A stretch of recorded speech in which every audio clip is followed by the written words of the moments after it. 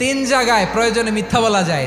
এক নাম্বার, আপনার ওয়াইফকে খুশি করার জন্য, সে একটু এরকম না বলে একটু কৌশল করে বললে খুশি হবে, ওটা বলা যায়। দুই নাম্বার, জীবন মরণের ব্যাপার, জান বাঁচানোর জন্য একটু কৌশল করে ঘুরিয়ে বললেন, এটা জায়েজ। তিন নাম্বার, দুইজন ঝগড়া লাগছে, তাদেরকে মিলিয়ে দেওয়ার জন্য কৌশল করে একটু মিথ্যা বলা, ঘুরিয়ে বলা যায়। দুইজনের মধ্যে দেখলেন যে সম্পর্ক খারাপ, একজনরে বললেন, ভাই সে তো ওই দিন আপনার ব্যাপারে অনেক প্রশংসা। কি আমার ব্যাপারে প্রশংসা? কি বললো? এই বললো আপনি নাকি এই করছেন ওই করছেন, অনেক প্রশংসা। লোকটার মন খুশি হয়ে যাবে তার ব্যাপারে, ঠিক কিনা?